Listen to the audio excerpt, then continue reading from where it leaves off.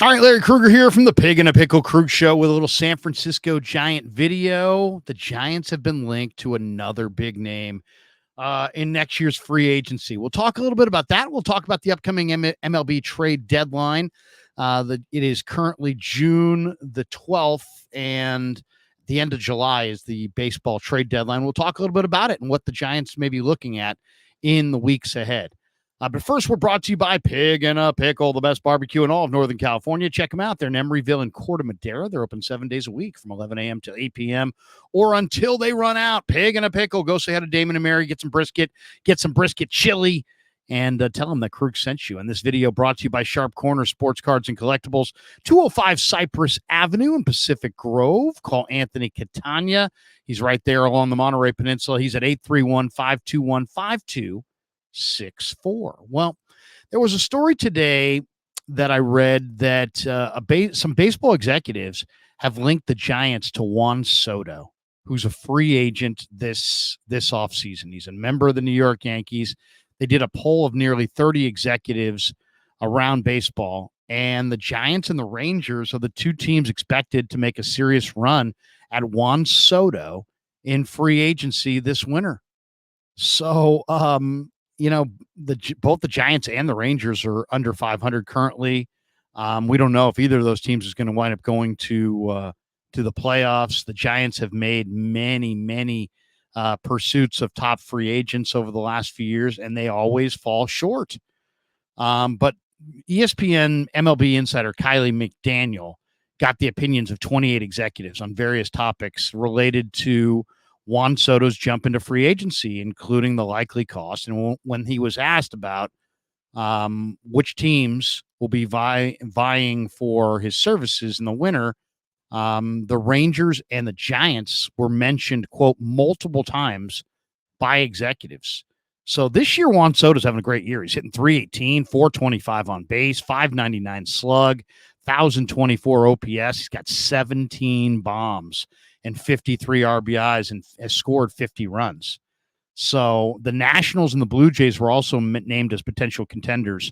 However, McDaniel noted that that there were teams seen as secondary to the early favorites, who are the Yankees and the Mets.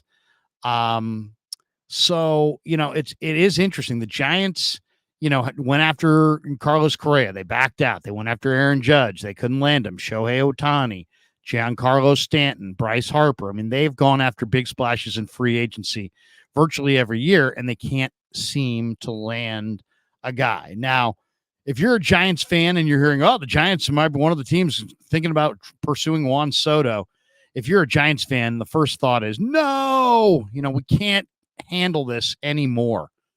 But, these failed pursuits of these great players.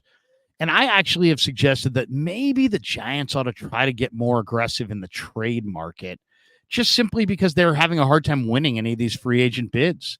So maybe the better route is to trade for that bat. And we'll talk a little bit about this, because right now, here we are. It's early June, second week of June. We're still weeks away from the trade deadline. The Giants are on pace to win. They won today. They're on pace to be roughly 500, 79 games, I think they're on pace for. They have, coming into today, a 21.2% chance of making the playoffs. So it's not like they have no playoff chances. They've got, a 21% chance of making the playoffs. But their pitching has been thoroughly mediocre. They don't hit. They don't play great defense. It's a team that doesn't have a discernible strength right now. They signed Blake Snell in the offseason. He's got a 9.52 ERA, and he's been atrocious. Robbie Ray was one of their big offseason acquisitions. He's set to join the mix possibly after the All-Star break. Alex Cobb they showed some video of him throwing on the field earlier. He's set to return in the second half of the year. The Major League Baseball trade deadline officially is July the 30th. And the one thing is, with the extra wild card team, I think the factor that has to be discussed here is how many teams are actually going to be sellers. I think that's going to be the impact of having that third wild card team, is that I think you're going to have fewer teams selling. And so because of that, I think there's going to be a little bit of a premium on the players that the teams that are selling, the players that are being sold. There's going to be a premium on the cost. I mean, if you said today, who are the sellers today? The A's, the Rockies, the Angels, the White Sox, and the Marlins. Those are the teams that are selling as of right now. Now, the other factor that's a major factor is look at last year. Texas won the World Series. They were the 5 seed in the AL playoffs. The Arizona Diamondbacks went to the World Series and lost it. They were the 6 seed in the NL playoffs. You could make an argument that Texas and Arizona barely even made the playoffs last year, and yet they went on to the play each other in the World Series, and Texas wound up winning the whole thing. So with you got that as kind of like the most recent history, and you've got these teams that are still very much in it because of the extra wild card. You just don't have a lot of sellers. You got more buyers than sellers, and so it probably is going to be very much a seller's market. The National League, I would say, is thoroughly pathetic. Outside of the Dodgers, the Phillies, and the Braves, the NL is weak outside of the Dodgers, Phillies, and Braves. And then you look around at teams like Pittsburgh and St. Louis, Milwaukee, and Kansas City, and these teams are possibly unlikely to sell. I mean, look at Pittsburgh now with Skeens and the young arms that they have in their rotation.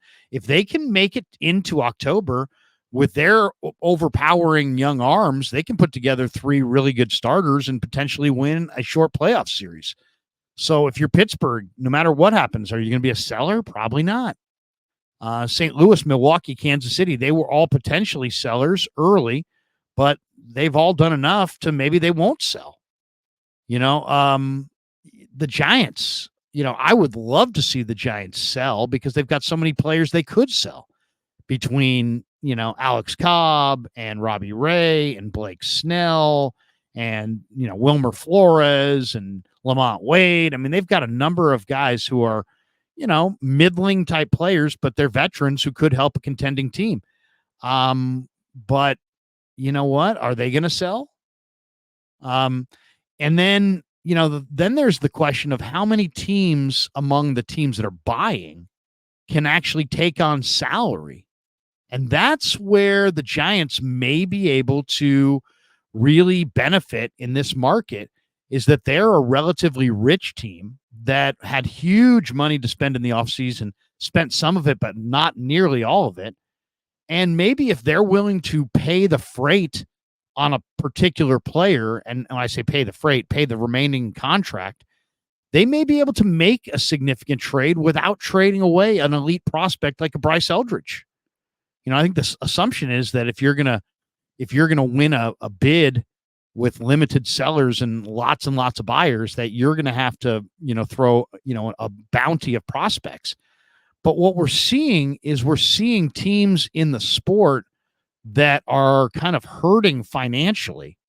So just give you an example. Let's take a look at the trade that we saw in May between the Padres and the Marlins. The Miami Marlins got really, really good prospects from the San Diego Padres in return for Luis Arias. Why? Because the Padres are poor, and they asked Miami to pay all of Arias's remaining salary, and Miami said they would.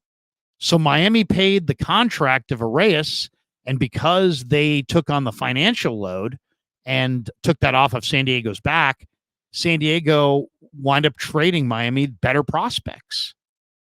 So there's that. If you're willing to take on the salary, you might not have to trade the premier prospects. Now let's fast forward to the New York Mets, because I don't know what the Mets are going to do. Are the Mets going to be in, or the Mets going to be out? A lot of people feel like the Mets are going to be absolutely out and that they're going to be a team to watch for later in the year. Well, they've got Pete Alonso. Pete Alonso's owed $20.5 million this year. Will teams ask the Mets to pay all of that and give the Mets big-time prospects for Alonso? Or will a team like the Giants say, you know what, we don't want to give you Bryce Eldridge, but how about this? We'll pay Pete Alonso's $20.5 million. We'll take those $20 million off your plate, Mr. Cohen, even though you're incredibly rich. And because we're paying the $20 million left on his deal, we'll trade for Alonso, and we'll give more like secondary prospects, or not quite the bounty that you would necessarily give for a player of that magnitude if the Mets said, no, we'll actually pay the $20.5 million. We want Bryce Eldridge and Kyle Harrison. We want good young players coming back, but we're willing to pay the $20.5 million. This is where I think it's going to be interesting to see how the Giants position themselves. Do they position themselves as a rich team? They should, because they are rich and that's their greatest thing. They have more money than they have prospects. They should be willing to take on money because they have lots of it. They should be unwilling to trade prospects because they have a dearth of prospects. They lack in elite prospects. But the Giants also spent some money in the offseason, and who knows, maybe their ownership group says, no, we don't want to spend money. We'll trade prospects because we don't want to take on Alonso's contract because that's $20.5 million that's not in our pockets. So I think it's going to be very interesting to see how the Giants play their hand of cards. Then there's a team like the Seattle Mariners. There's a lot of talk the Mariners may try to make a midseason trade, but they don't necessarily have money available. So they may be like more like the Padres saying, we'll give you elite prospects, but we don't want to take on any extra money. The two teams to really watch for, I think, are Toronto and the Mets, because Toronto's 24th in MLB in runs scored. And yet, look what they've got. If they decide they want to sell, they got Vlad Guerrero Jr., they got Chris Bassett, they got Bo Bichette. Will they deal away players when they haven't won a playoff game in like 8 years? They're an interesting team to watch. And if they do decide to sell, Bichette's a big offensive shortstop. Bassett's a very good starting pitcher, top of the rotation type starter. And Vladdy Jr. is 25. He's only 25 years old. They could get a ton for those guys. And how about the Mets and their general manager, David Stearns, who's considered one of the best general managers in the game? I think a lot of people expect the Mets to sell. And when they do, you're talking about the Polar Bear. You're talking about Jose Quintana, Luis Severino, potentially Harrison Bader, Sean Manaea, Jake Diekman, who's a fantastic lefty reliever, Adam Ottavino, another outstanding veteran reliever. So I think the Mets are a team to watch. I think the A's are going to be a team to watch. Are the A's going to trade their dominant closer, Mason Miller, who's just striking out everybody and looking totally dominant? The one thing I think that's proven in October is you need a killer bullpen. So even if you got a closer, there's teams that are like, hey, we want Mason Miller. He'll shortcut the game for us.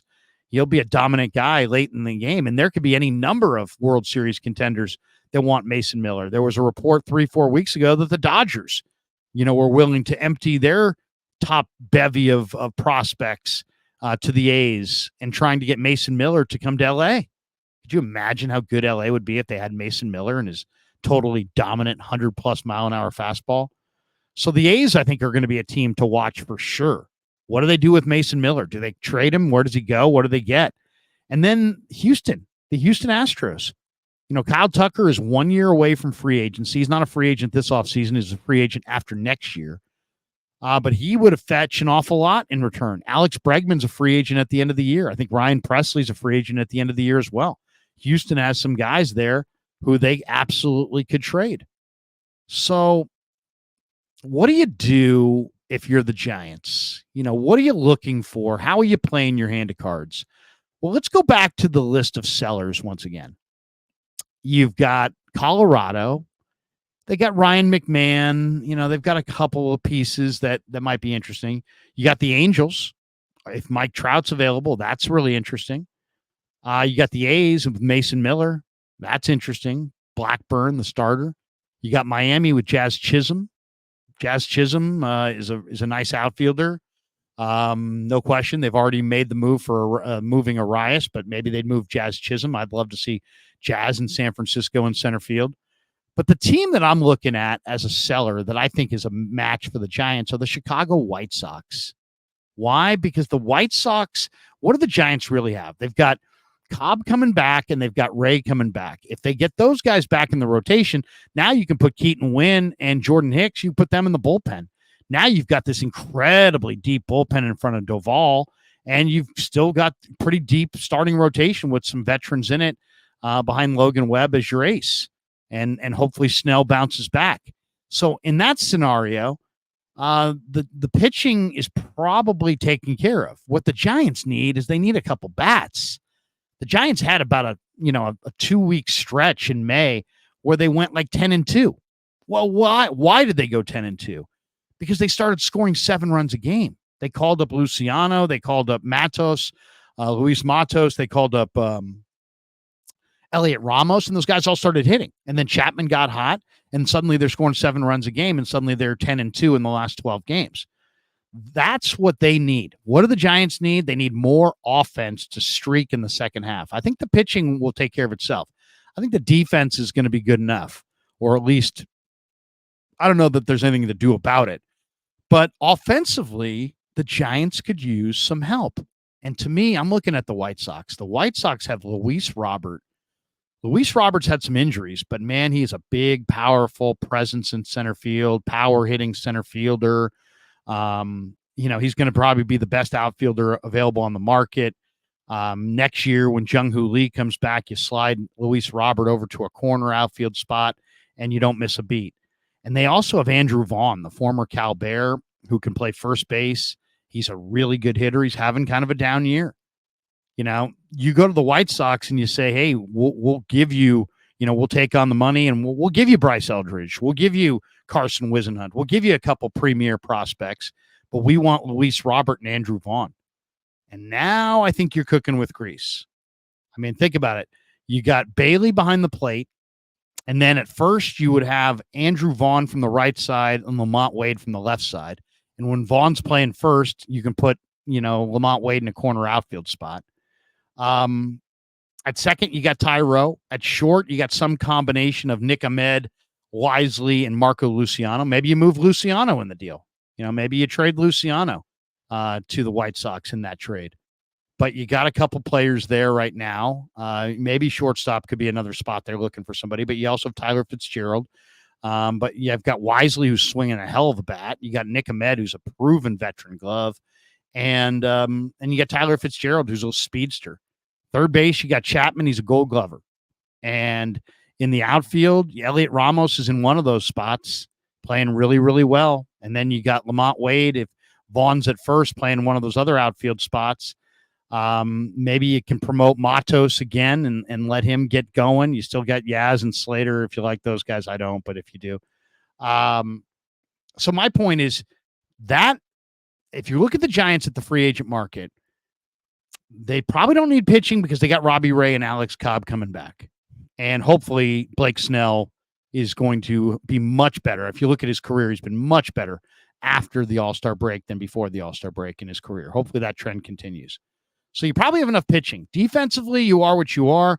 Offensively, though, if you could somehow take advantage of the White Sox selling mode, and you could pick off Luis Robert and Andrew Vaughn and add a couple of real potent, outstanding offensive players to your lineup, now, anything can happen. And you get into the playoffs and you've got a short series and you've got former Cy Young Award winner Blake Snell, former Cy Young Award winner Robbie Ray, and Logan Webb going in, the first 3 games of a series. You got a shot. And if you get a lead in the 6th inning and you've got, Hicks to Doval, or you've got Keaton Winn to Hicks to Doval, the Giants suddenly look like they could shorten the game and have a really overpowering bullpen. And if you shorten up Hicks, he's probably throwing well over 100 again in the 7th or 8th inning. So I just think that looking at the trade market, looking at where it is, it's going to be a seller's market because there's going to be fewer sellers than buyers. It's going to be a team, the teams that have cash like the Giants are going to have some advantage as well because they're going to have the ability to pay some of those contracts. And in the competitive, the bidding may get so competitive on these trades that they may get into a situation where teams want top prospects and they want you to pay the remaining salary of whatever veteran player you're taking from them. The Giants are positioned with some good young prospects on the verge and with hardly any money committed to their payroll in 2025 and beyond to be that team that, can pay the freight on a Luis Robert and an Andrew Vaughn, that can give the White Sox Marco Luciano and Carson Whisenhunt in a trade and make that deal. So To me, I mean, you never know how this is going to shake out. Who's going to be a buyer? Who's going to be a seller? I'd love for the Giants to get the polar bear out of New York, but I just don't see that happening. But of the teams that I know are going to sell, Oakland, Colorado, the Angels, the Marlins, and the White Sox, I think the White Sox with Andrew Vaughn and Luis Robert should be the Giants' number one target, and they should go after those guys and agree to pay the money and offer a couple good young prospects and see if you can add those players. Because if you add Andrew Vaughn and Luis Robert to the Giants lineup and they start scoring 6 runs, 7 runs a game, you're going to see them take off in the second half. If they take off in the second half, they're probably going to outrun the teams necessary and get one of those 3 NL wildcard spots. And then it's a matter of what can happen in a short series when you've got outstanding starting pitching, a killer pen, Bailey behind the dish, and some serious thunder in the middle of your lineup. And at that point, you want to get Giants fans excited. That would get them excited. Trade for a couple of players that aren't going to be here for 5 weeks. Trade for a couple players that you plan on making foundation pieces. Andrew Vaughn went to Berkeley. He's a tremendous hitter. Sign him up long term. Luis Robert is 6'3", 225. He's a tremendous power hitting outfielder. Sign him up long term. You trade for those guys, sign them up long term, and somehow sneak into the playoffs. Anything can happen. Anything can happen at that point. So that's my kind of thumbnail sketch at the trade deadline. It's going to be interesting. It's going to be interesting to see who's a buyer, who's a seller. It's going to be interesting to see how these deals come together. Are there teams that are willing to pay the freight to not trade top prospects, or is the bidding so competitive because there are so few sellers and so many buyers that it becomes this really competitive situation where you've got to pay the freight on the player you're getting and provide big time prospects? And if it does get super competitive, can the Giants survive in that landscape and thrive and get an Andrew Vaughn and get a Luis Robert and get that final wild card spot in the National League and maybe make some noise? I'd love to see it. It would make August, September baseball exciting. It would probably put the Giants into October baseball. And guys, we've all seen it before. The Giants have won a World Series out of the wild card. And we saw it last year with Arizona. And we saw it last year with Texas. Once again, Texas was the 5 seed. They won the World Series. Arizona was the 6 seed. They barely made the playoffs, and they went to the World Series. It can be done. But there you go. A little breakdown of the trade deadline as we sit here in the second week of June. All right, thanks to Pig and a Pickle for being the title sponsor of the Krug Show. Thanks to Sharp Corner Sports Cards and Collectibles for sponsoring this video. Check them out in Pacific Grove and give Anthony Catania a call at 831-521-5264. And thanks to all of you guys for supporting the Krug Show on YouTube.